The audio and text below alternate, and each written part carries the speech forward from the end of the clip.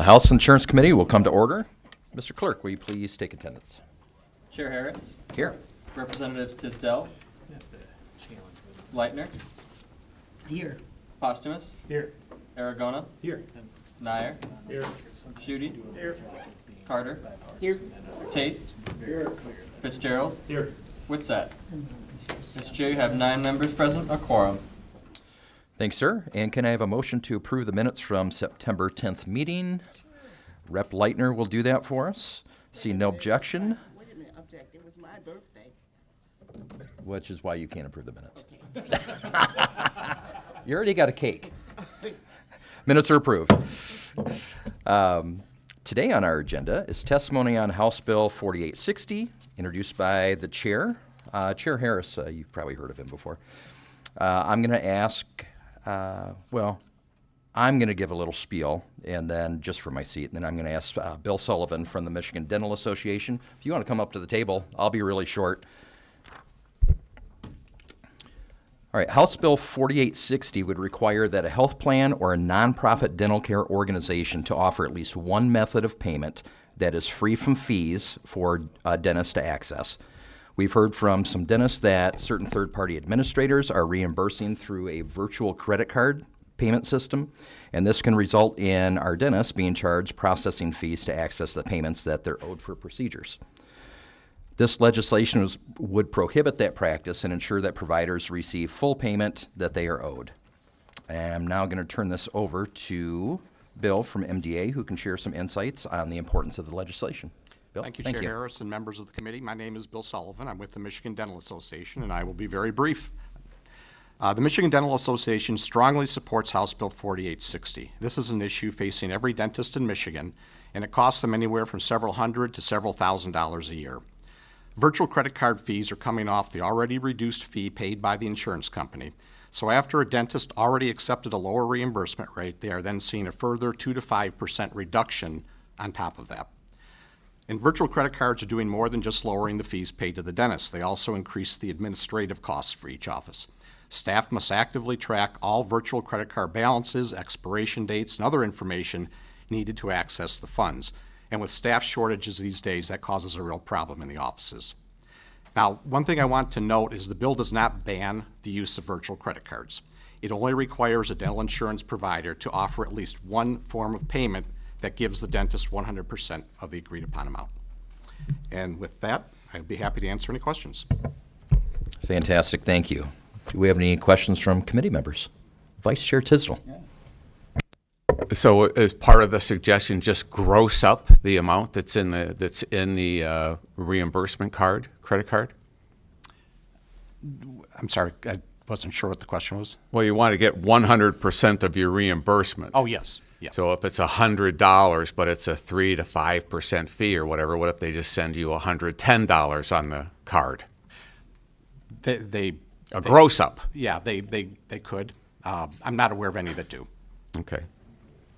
That was just, it seemed to be, if that's their preferred methodology, as long as you get your 100% reimbursement and cover your administrative costs.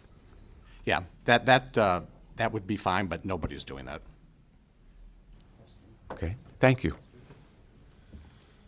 Maybe that's an amendment.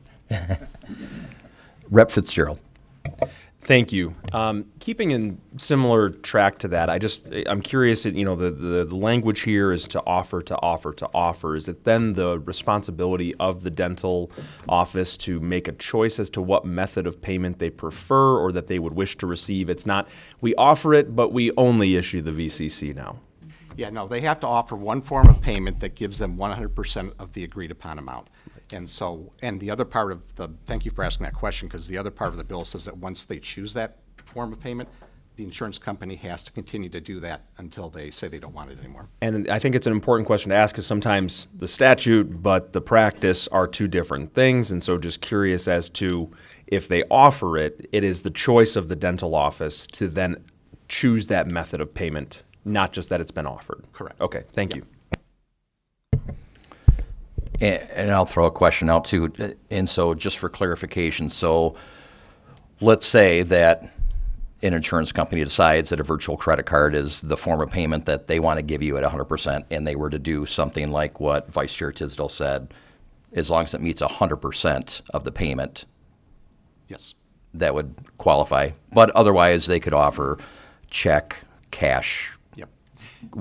whatever method that they would take, right? Yeah, yes, absolutely. And most insurance companies will either do an electronic fund transfer, which is what the majority of them do, or still send a paper check. Sure. Okay. Thank you. Thank you, Mr. Thank you, Mr. Chair. She has one birthday.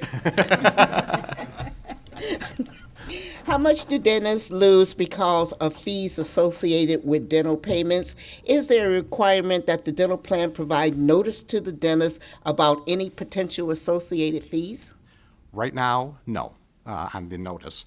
But it can cost, depending on how many patients with that particular insurance that the dentist sees and how many procedures they have, will determine how much the entire bill is, and then the 2 to 5% on top of that would come off. So it would vary, but most of the people we've talked to, it's been anywhere from a couple $100s to several thousand.